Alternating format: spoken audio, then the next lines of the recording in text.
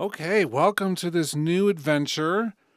We're going to be starting this new weekly video stream where we listen and talk about what's in Logic, but instead of always showing you, sometimes we're just going to make you listen.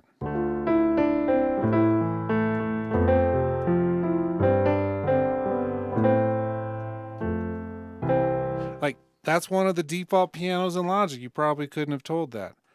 Tonight, what I want to do is actually listen to a different instrument, and we're going to be building on the bass sound, the basic part of the sound. We're just taking a preset and we're going to be adding layer upon layer with different effects and processors. The goal is for you to sit and listen and figure out what I'm doing to the sound as we're doing it without using any visual cues. And if you can figure out what steps are happening, then A, you should feel really great about your ears. But if you can't, then take it as a way to train yourself a little bit. Put yourself in front of, kind of a pressure situation and see if you can sort it out. So that's the goal, is to actually look at this, not so much as, taking everything that you know and assuming that you can figure it out, but maybe push yourself so that you can try to continue to develop your ear a little bit. So the instrument I've chosen is this one.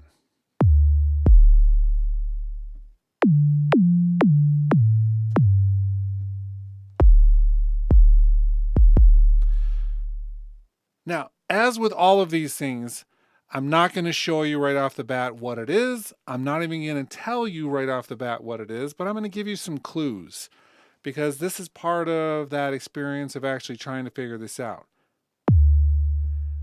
There's probably around 5 or 6 different sound sources in Logic that could be this sound.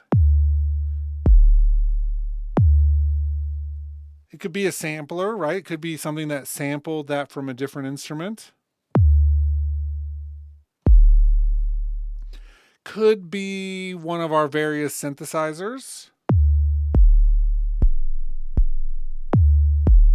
Pretty sure we could have some sound like that in Alchemy or something. Which one do you think you would reach for if you needed this sound?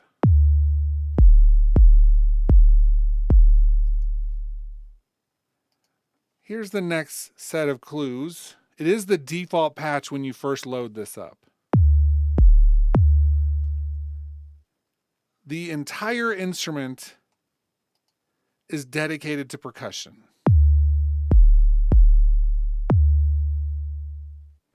In fact, there are 4 different sound banks in this. Kicks, which is what we're listening to, snares and claps, percussion,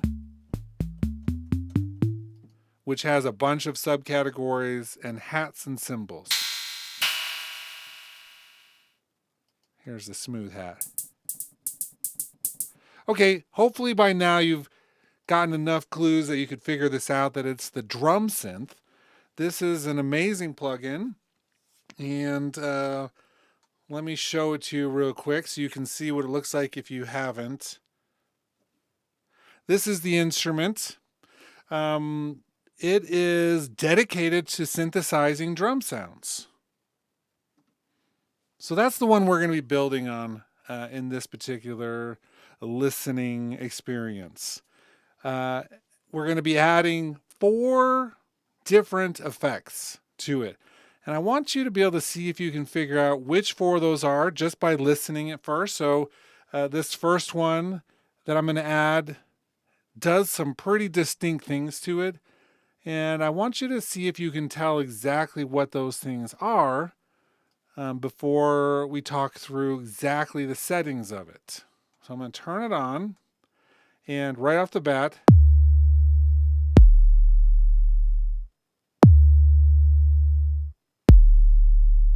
There should be one major difference from what you were hearing before. So let me play before. This is without that effect. And this is with it. Without it. And here's with it.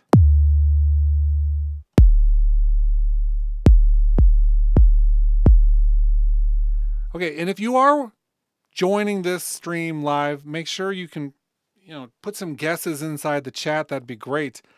But if you're listening to this later, then definitely maybe just open up your phone, notepad, and make your guesses, writing them down, because I think holding yourself accountable when you're trying to do actual ear training can be so useful. So let me do this one more time. This is without it. And this is with it.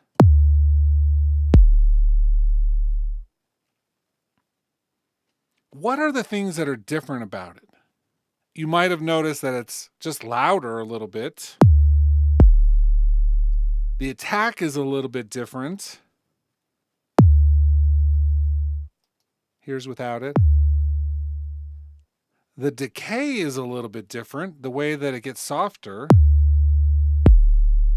If you're hearing those type of changes to a sound, it's a pretty safe bet that it's a compressor that's being engaged with this.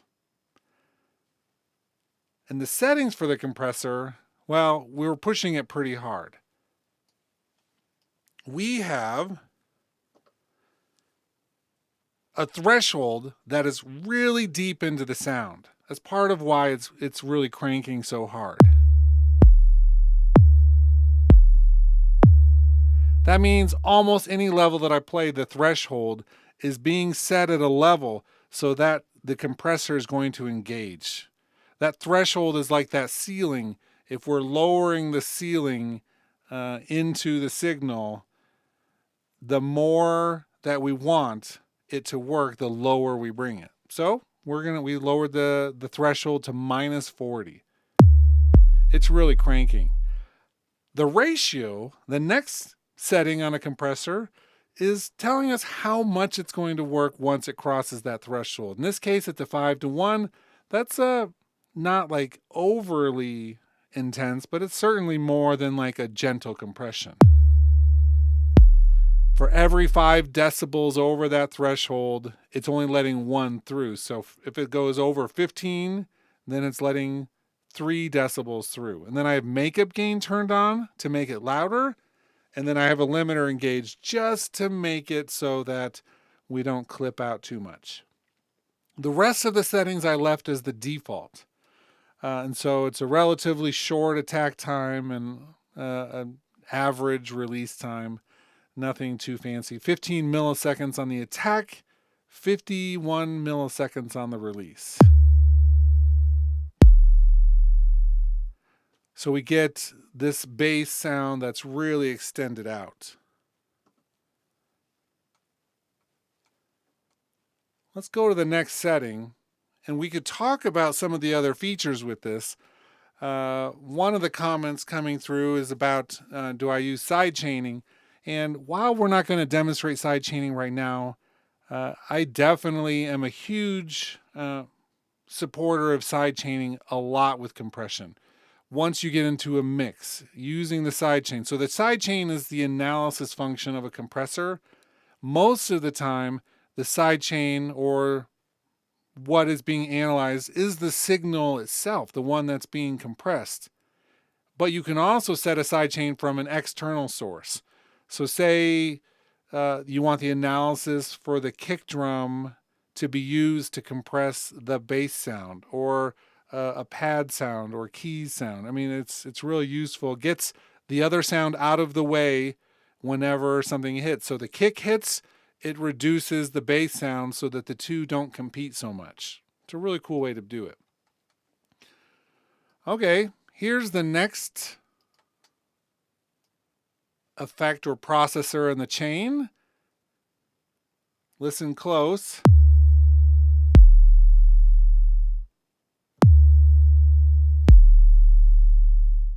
Let me turn it off. Back on. Can you hear the difference between those two? I'm going to play 4 notes with it on, and then I'm going to turn it off and play 4 notes with it off.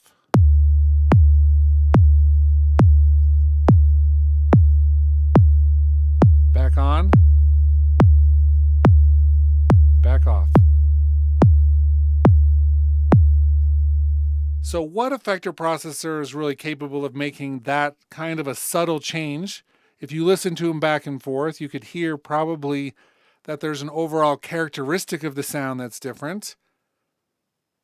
Take a second and try to figure out which one it would be.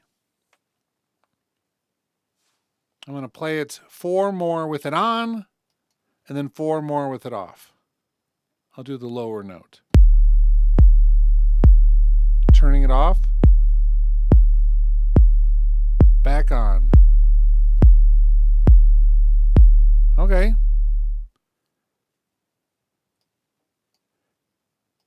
You'll notice the high part of the sound, like the little snappy, clicky part of the kick, was changing a little bit. And if you have a subwoofer or speakers or even headphones that have low frequency range that extends down, you might hear that went up just a little bit. And that a little bit in the middle was carved out. So we're talking about an equalizer. And with this equalizer, it's a relatively simple shape that I'm using. A little bit of boost in the bottom, a little boost in the top, and a little bit of carve out in the middle.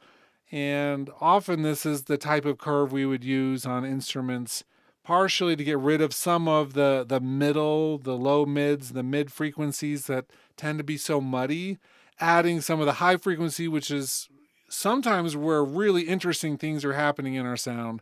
And of course, with an instrument like this, we could have too much low frequency, but in this case, I feel like that really just depends on the genre. And so in this case, we're boosting up not a ton, just 2.4 decibels. In the middle, we're just pulling out around 3 decibels, and in the high frequencies, up 3 decibels. So we could do more, but the idea with an equalizer is never to do too much, but to always do what you need.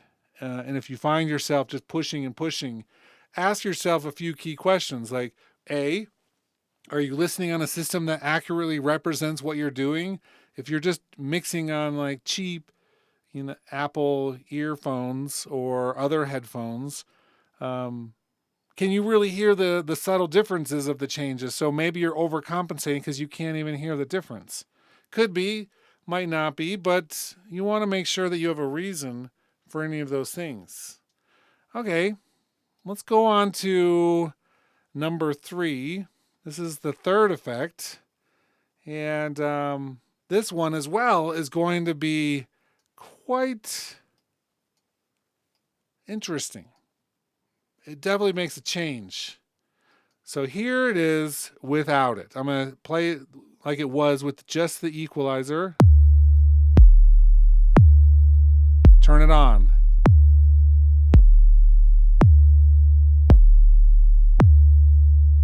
Turn it back off.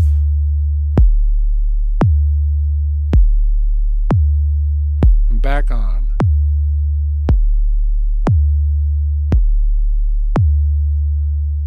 So what is the difference there? The levels are the same for the most part. There was a little bit of change in terms of the spectrum, I think. I mean, if you listen close, it certainly is affected slightly differently in the version with this processor turned on as opposed to with it off.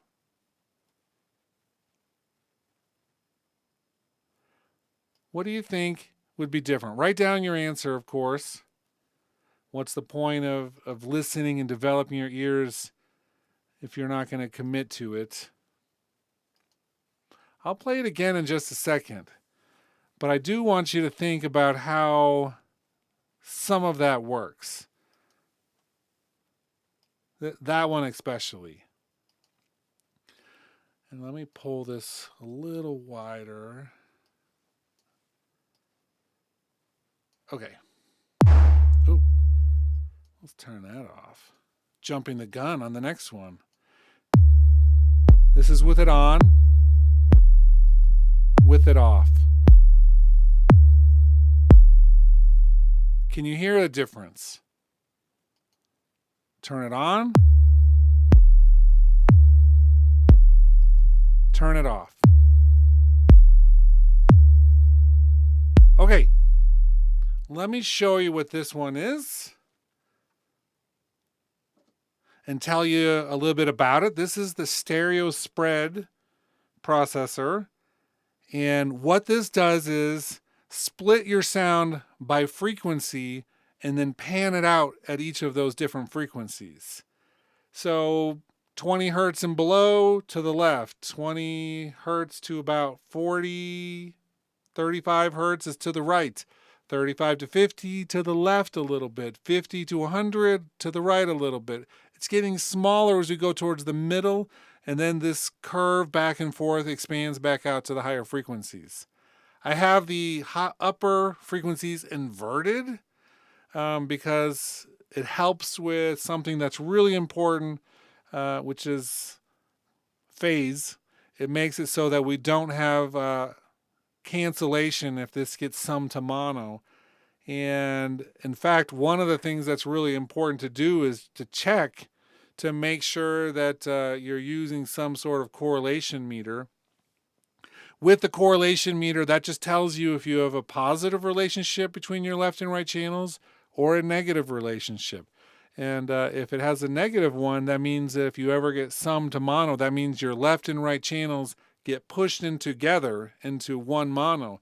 Anything that has a negative relationship gets canceled out. And so with the low frequency thing, I often want to make sure if I'm doing anything with the stereo field or some sort of imager or spreader, that it remains in a positive relationship. And by flipping the upper parts of this and then leaving the middle kind of less affected, we end up with more often a positive relationship. In this case, this has a positive correlation. That's not going to cancel out if you end up going in the negative. Cool. The last.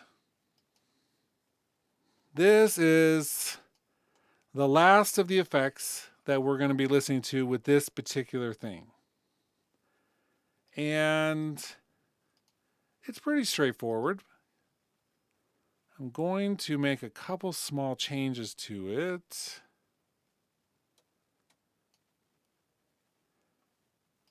Right off on the fly here, because I don't want to make it too overtly obvious right off the bat.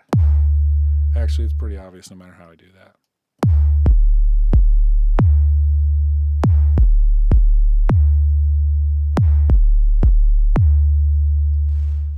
Let me do the change.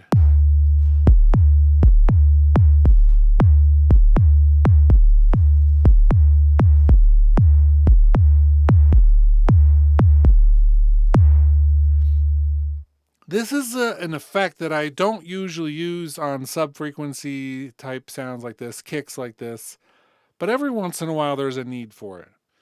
And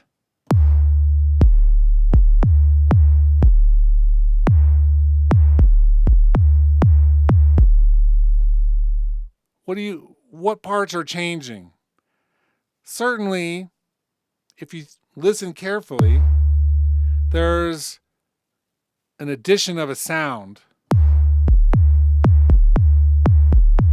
a layer. There's also a change in the overall timing of the envelope of the sound.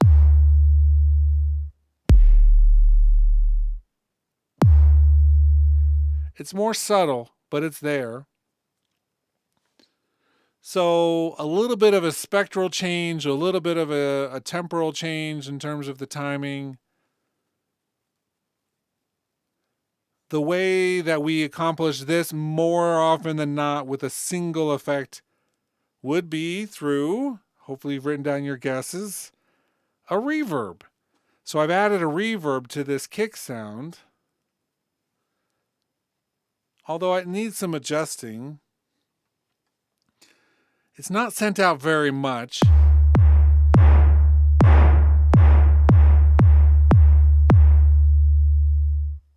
And when I first had it on, it was a very short decay.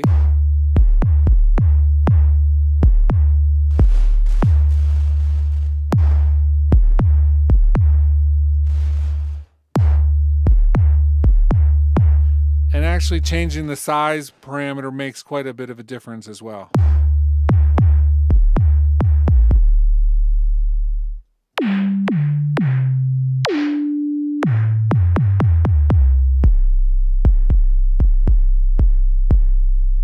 I almost like that when I'm doing some of the super low notes, how it adds almost like a layered attack to it.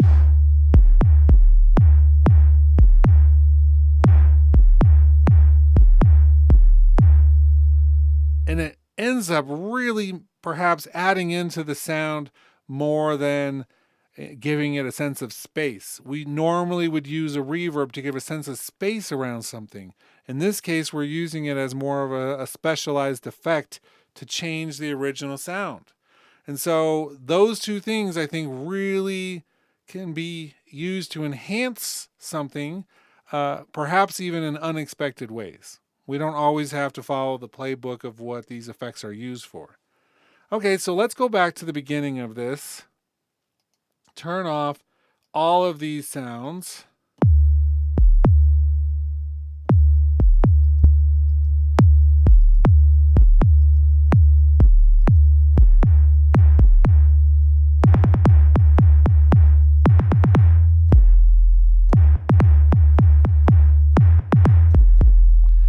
And so we come up with kind of an interesting, I think, new but subtly different sound.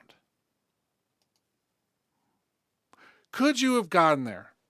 Say I told you this is the drum synth, this original sound, which I'm going to do one more time, the original. And I said, use the drum synth, add effects to make it sound like this. Let me add that reverb back in. Ooh.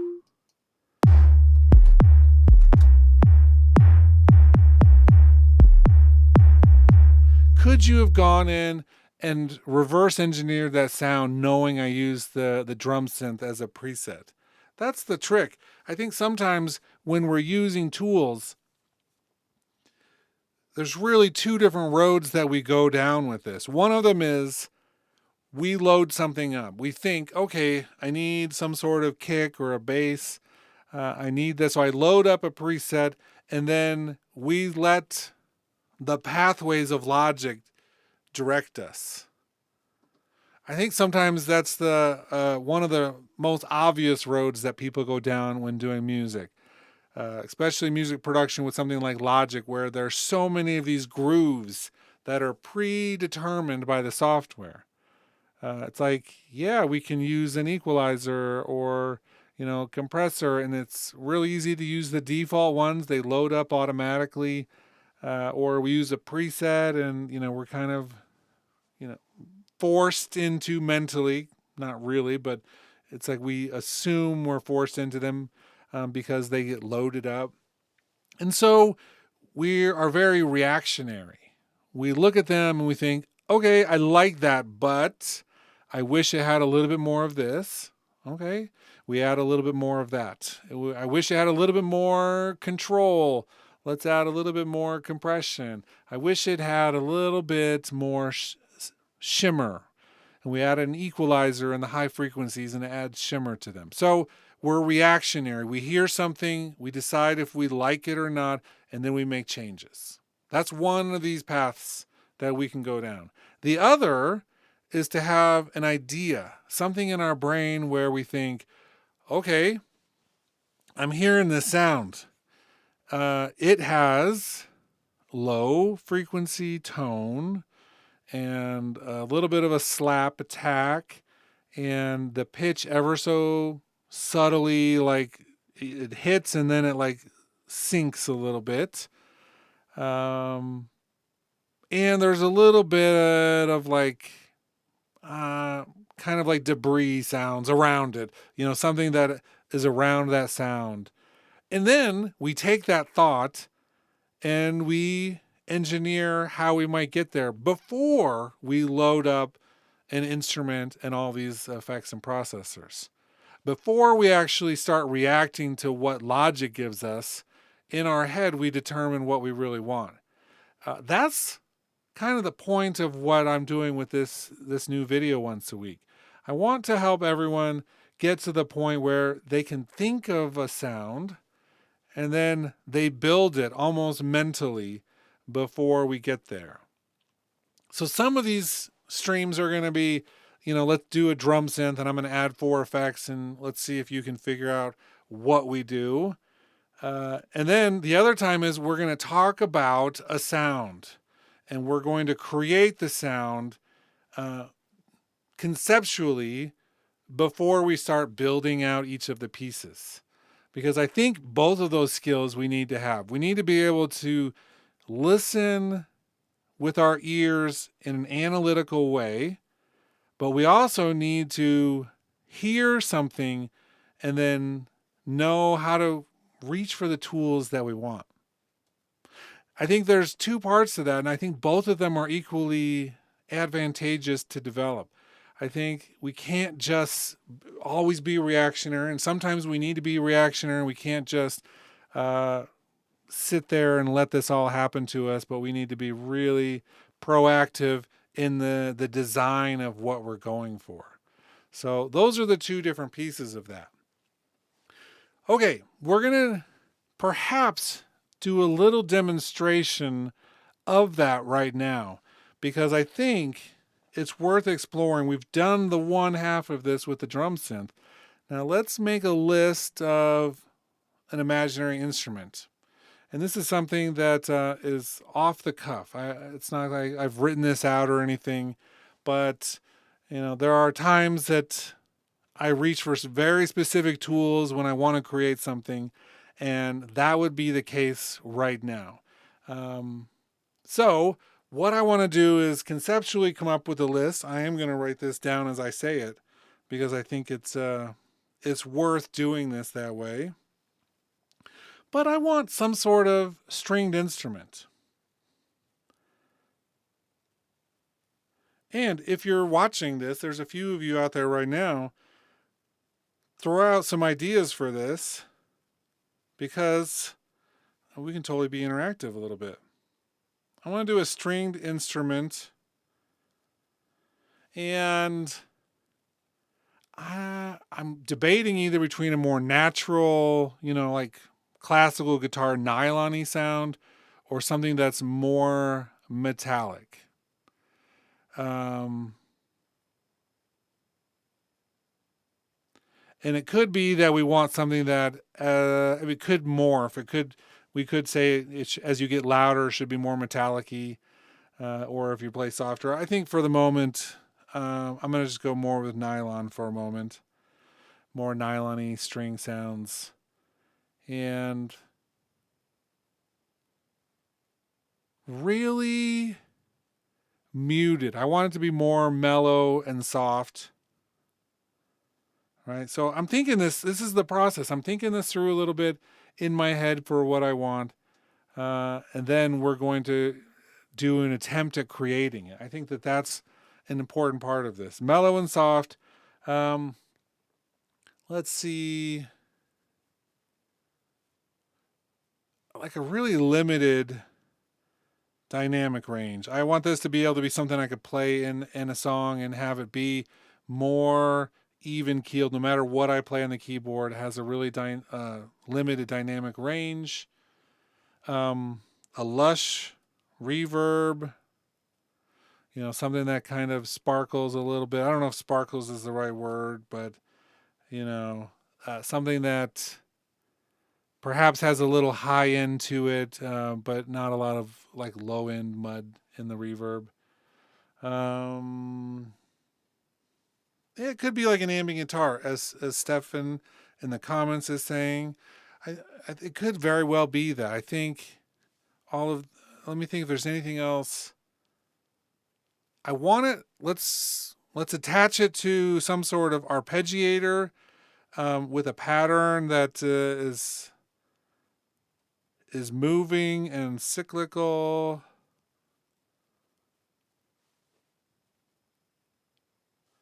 Okay, maybe something else will come to mind.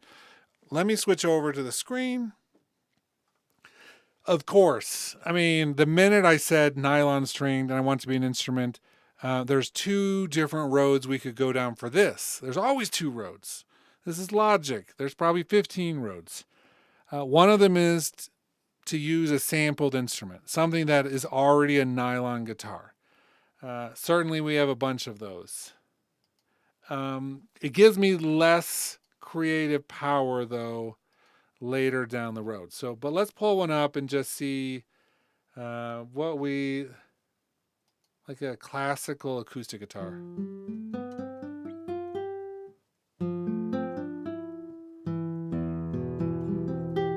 Besides being really soft,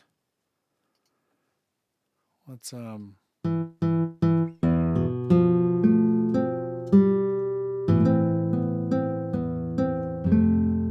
right, we could do that road. I mean, for sure. The other road that I probably prefer in this case would be sculpture. Sculpture is a great instrument, does a lot of stringed sounds. I'm going to, in this case, let me see what I want to do here.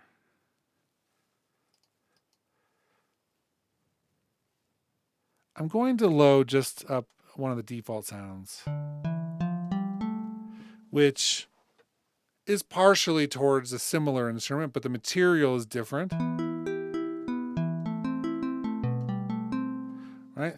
And so with this instrument, we have so many, I'm not going to really get too deep into it, but the main thing we need to know is that the material, I'm going to move to the nylon. That's the center section of the instrument.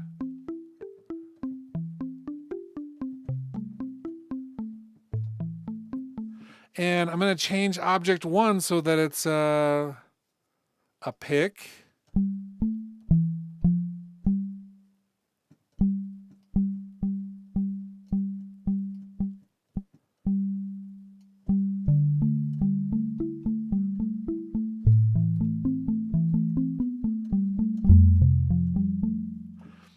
I think I'm going to go with this one instead of the straight acoustic guitar, because I think in my brain this is more what I was thinking of than actually having a straight guitar. And the comments are great so far. No destination really, sine wave with a short decay, pretty fast attack. You could do it that way as well. I think that would be perfectly fine.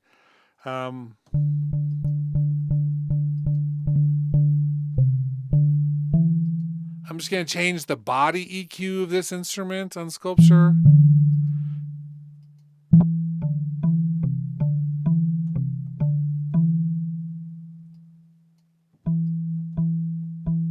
Just to give it a little character.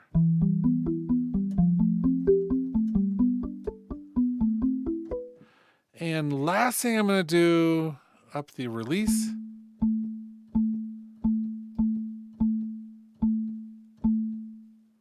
And change the tension mod so that it just does a little bit of pitch change. Okay, mellow and soft. I could do some of that in here, but I think it makes more sense in some ways. Let's add, oh, not a compressor. Let's add an equalizer. And we'll just mellow it out a little bit.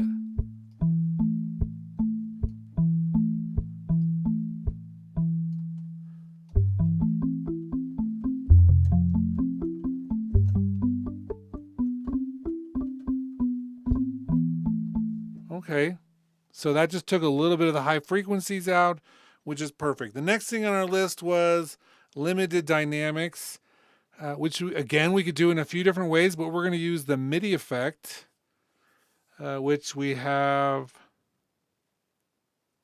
the velocity processor, just like a data compressor for MIDI data instead of audio data.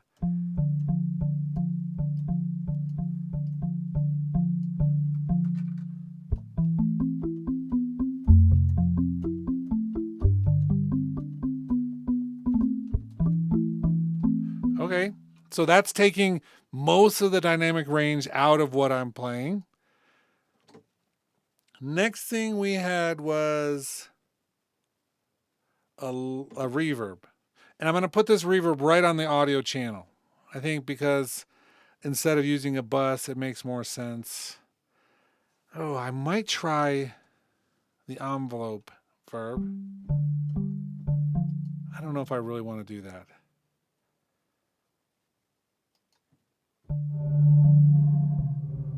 But it might.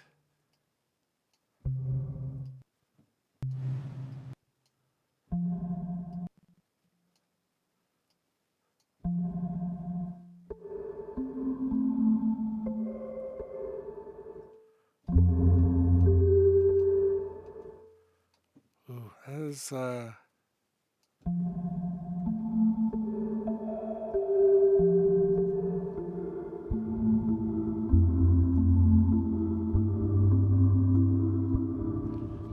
let's get the dry signal up to 100 and the wet signal down 30. The strength of this particular unit, the Nverb, is that it turns the reverb envelope into like a traditional envelope. And we can do things where we defy the laws of physics by making sound go up at a time when it normally would be going down. It's really great. I love this thing. I think it's actually perfect for what I was thinking.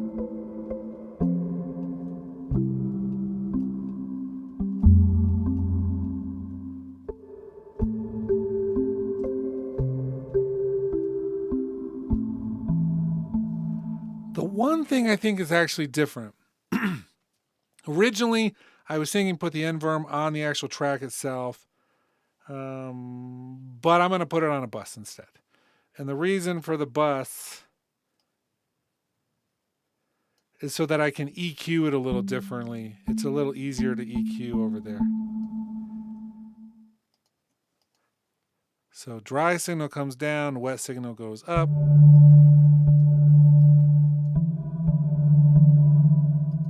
And we're just going to EQ out some of the lows.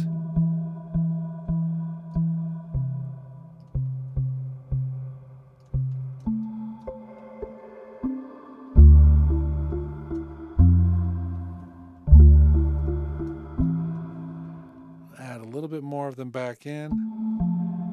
Okay, so the original instructions were sparkles and then the arpeggiator pattern thing at the very end. So we're going to do that as a MIDI effect with the arpeggiator.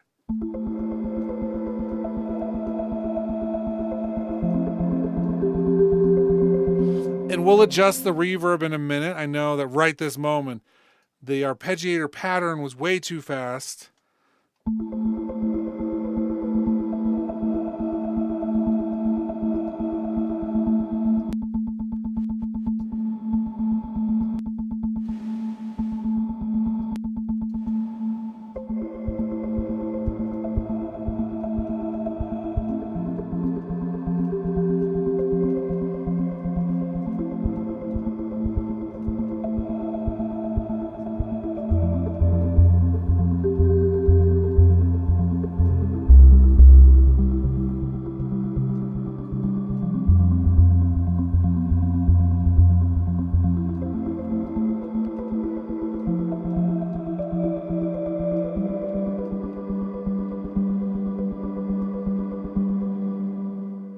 Okay, that pretty much fit the script of what I was thinking.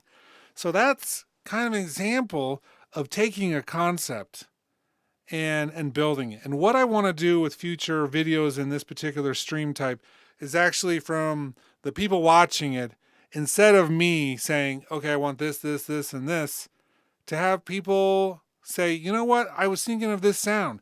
What do I do to create this specific thing? And actually walk through those steps. There's rarely a moment when I'm creating a song, either songwriting or orchestrating, where I'm not actually going through and doing this. I'm always thinking about it like this. How do I do this thing? How do I do that thing? The big news this week with Waves and their new subscription thing, which has been reversed now, But one of their biggest features was the preset engine controlled by AI. And I thought, oh my gosh, we're going in the wrong direction. We should have tools like that, but we should also have smarter, more informed creators and engineers, producers, mastering engineers who actually understand each of the parts of what they're building. Because the part that they're building can be so much more meaningful if they actually understand from one step to the next what they're doing. Let's see. I think I agree with some of the comments coming through. I think that that would be a cool sound in Atmos.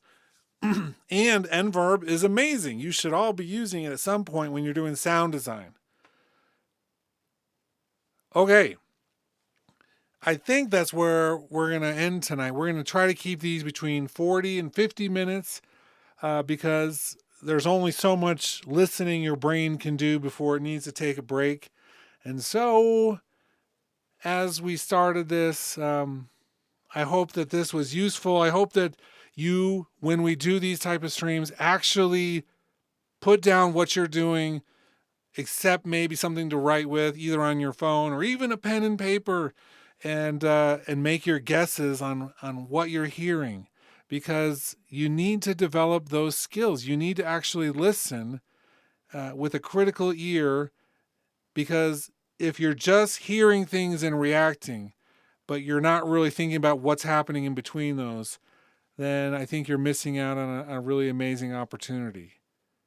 Homework for the week. Listen to songs on the radio. Try to figure out how they were made, or, on Spotify or Apple Music or wherever. Listen to them and actually think, ooh, there's a sound, and then go and try to recreate it. Because without that type of exercise in your life, you're not going to be moving in a direction where your ears are getting better with each thing that you do. Okay, cool. That's it for tonight. I hope you enjoyed this episode 1 of Can You Hear It? Logic Pro edition. And come again. Make sure you're subscribed and hit that notification bell so you're notified when we do these streams. We're going to find a time for this one that is released the same time every week, but until we figure out that moment, you'll just have to see if you can hear the notification bell ringing. Okay, that's it. Bye, everybody.